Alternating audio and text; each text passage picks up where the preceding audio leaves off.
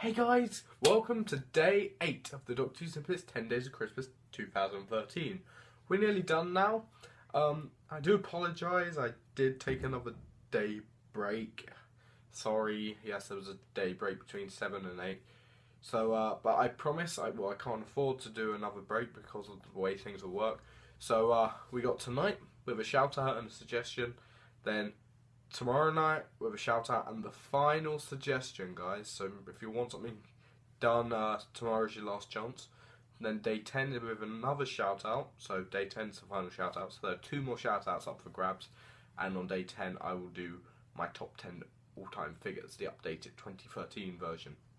Then the day after that will be the end of 2013 update, and then I'll take a week or so off. No, I can't. I've got to review the Dalek and the War Doctor, the Sonic Screwdriver. So, no, I can't take a little break after all this. But anyway, I'm busy, so let's get going. Welcome to day 8. Today's shout out goes to Tom Evans. Congratulations to you, mate. Go check out his channel. Remember, if you want to shout out, enter by sending me a PM with the subject DWS 10 Days of Christmas Shout Out 2013. Sorry, no, forget the 2013 bit, I don't know why I said that. Sorry. Yeah, and there's 2 more up for grabs, so you got 2 more nights to try and get a shout out. I'll pick one at random. And yeah, and if you have a suggestion for what to do tomorrow night, the last one, post it in the comments or send me it in a message, I'll see. Today's suggestion is one that has been asked for many times from a couple of people, but the person who's been asking it the most, and I've got to do it, and it's a suggestion I've always liked the idea of, I've just had to allocate the time to do it. It comes from Billy McConville, and it is a room tour. Now, I've always been asked for room tours, like my bedroom, which I thought would be pointless because my bedroom's boring. So I did a setup tour with my editing gaming setup, because I plan to do a room tour of up here at some other point. So we're going to do a room tour. First time ever I've fully shown you around my Doctor Who room. Remember, this isn't my bedroom. Some people think this is my bedroom. This is just my Doctor Who room. I don't sleep on a bed with a TARDIS playset. This is just a spare room in my house that in the summer of 2011 I decided to make into the Doctor Who room. Because I had so much merchandise, I just really wanted to display it, and literally no one used this room. It was just full of junk. So I did this. I bought some new shelves and stuff, made it into this awesome hideaway full of my merchandise. It's weird. It's like at the top back of my house, so it's really secluded from the rest of the house. Yeah, I'm going to show you around. I know I've been doing this for over 2 years, working on it, still not finished. So there are empty boxes on the ground, posters have fallen down that I keep trying to put back up. So it's not perfect yet, but we're going to do it because I don't want to wait another year for it, till next Christmas. So let's do it now. Alright, here we go. Room tour. Alright, so let's begin. Down this end of my room, well, that's the roof. If that's interesting, there's my weird old light to show. Down this end of the room is the figures, basically. You've seen these before in the collection update. If you haven't seen them, go look at them, because they're really my pride and joy. Let's go round in a clockwise direction. Up here we've got some figures on the wall. These are figures that I decided to keep packaged for various reasons. The silence are there because I received them from Forbidden Planet, hoping I'd get the pink ones. Really didn't like the grey ones. If you were a collector back in 2011, you'd understand all this. I went and picked up the pink ones in a shop. So I decided to keep these packaged to see if these kept any value, but it turns out they haven't. But I really like having them up there. And that's a Comic-Con exclusive, so yeah, that doesn't really matter why they're there. Going down, we have my 11th Doctor's TARDIS playset. On it, I have a couple of packets of Time Squad that I picked up for like £1 each. A couple of years ago at Christmas. First ever pack of Time Squad I received, and I don't really like the figures. I just picked them up because they were cheap. I'm keeping them packaged in case they ever pick up value. Some of you may notice that this is where I do my reviews. It sounds stupid, but yes, this is where I review. I take the TARDIS off. That's the wall you see in the review, and this is how I balance my camera. I take out the bag and whichever box I need, depending on the height of the figure, and then I put it in the drawer, the box, upright, close the drawer onto the box, so the box will be like here, then balance my camera on there like so. It's very, very amateur, but it's done me for the last like 4 years of Doctor Who snippets, so that's how it lasts. And in all of these drawers, I think, are Christmas cards, like unused ones, and I don't know, all sorts of things.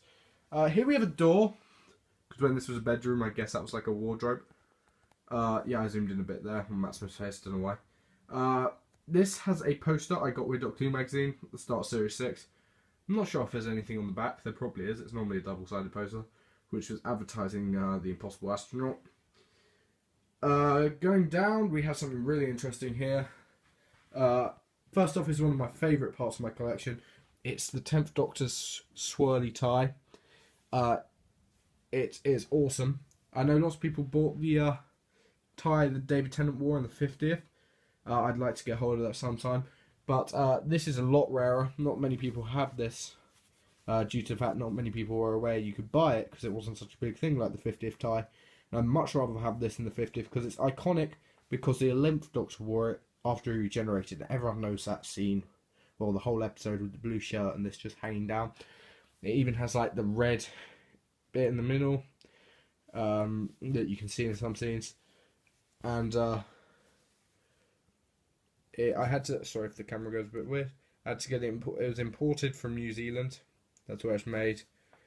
It's really quite cool. If you may notice that it has these purplish bits in between the swirls that you may not have noticed on the thing. That is because David Tennant always wore this one with the purple bits. And Matt Smith wore it during the regeneration and in the scene where he's in the TARDIS over London. And when he's in Amy's kitchen, you can see it when he's drying his hair, I'm pretty sure. And then, for the rest of the episode, they make a cheap copy of it with slightly different patterns and lacking the purple bit, which is all ripped up and stuff. I'm guessing it's because I didn't want to rip up the actual tie. Anyway, moving on from that, by the way, that cost me 60 New Zealand dollars, I think, and it was took like 3 weeks to get here. Behind this is the Encyclopedia t-shirt. When I bought the second edition of the Encyclopedia, I got that, I think it was from Amazon or something, it came with it. It was like a special offer. Down here, we have a load of boxes that I'll probably have to eventually get rid of, and the figures that I'm still intending to open, which just never have been. Over here we have a door and a box, 2 boxes full of packaging. We have a very old Doctor Who magazine poster, 2010 I believe I received this. On the other side it's got a classic Dalek. Then a Doctor Who Adventures poster from a long time ago. Then moving on, we have very quickly, that's the light switch. I'm sure some of you have realised the light switch from the Doctor Who movie at the end when I turned it off. Sorry, not Doctor Who movie, Doctor Who Snippets movie. Yeah, here we have my packaged Wave 1. The reason they're on the other side of the room is because I want to keep them separate, and I wanted them to have their own display, seeing it's such a nice complete wave and worth quite a lot. Down here we have a very old poster that I have 2 of these. It originally came with Doctor Who Adventures and I got given another one by someone in a shop. It was a checklist of all the existing figures at the time. It doesn't even include the Series 3 figures, it just goes up to the end of Series 2. Yeah, it's expanded a bit since then. Then we have more empty packaging and like a TARDIS for Battles in Time TARDIS box.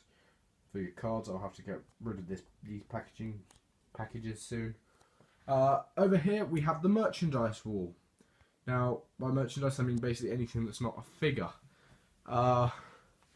Over here we had newspaper cuttings of when the Daily Mirror, back in May 2011, did exclusive micro figures. So none of them are longer exclusive except for the Amy.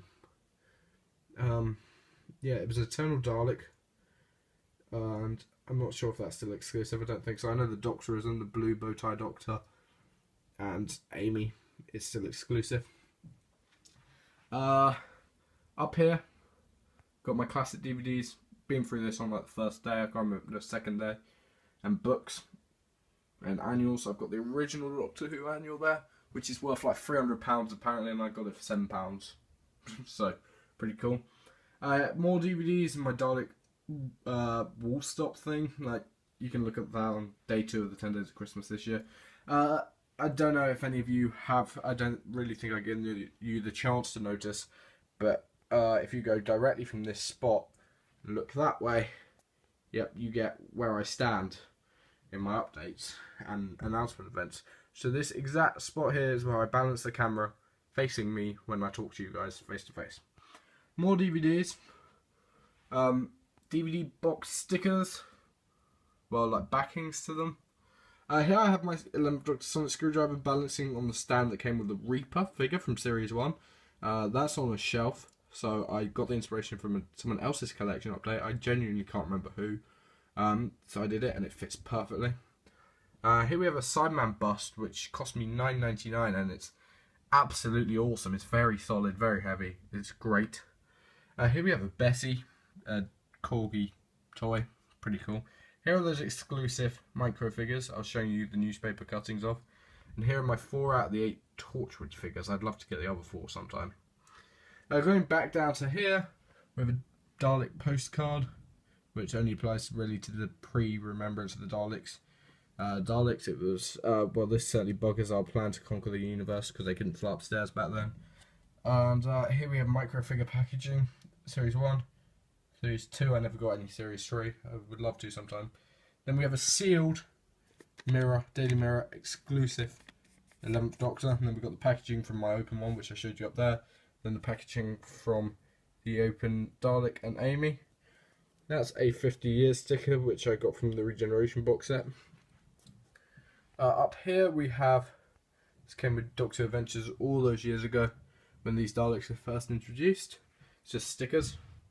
Here we have a lampshade that goes back to when the room was actually a bedroom with a ladybird on. It's weird. Don't ask, it's kind of cool. I'll put it on. Makes life a lot better. Don't know why I didn't do that in the first place, to be honest. Down here we have one of the coolest shelves. We have the merchandise shelf, which has a Ood Journal of Impossible Things. It's got speakers, which I never use. I don't know why they're there. We have the Royal Mint medals. Silver medals.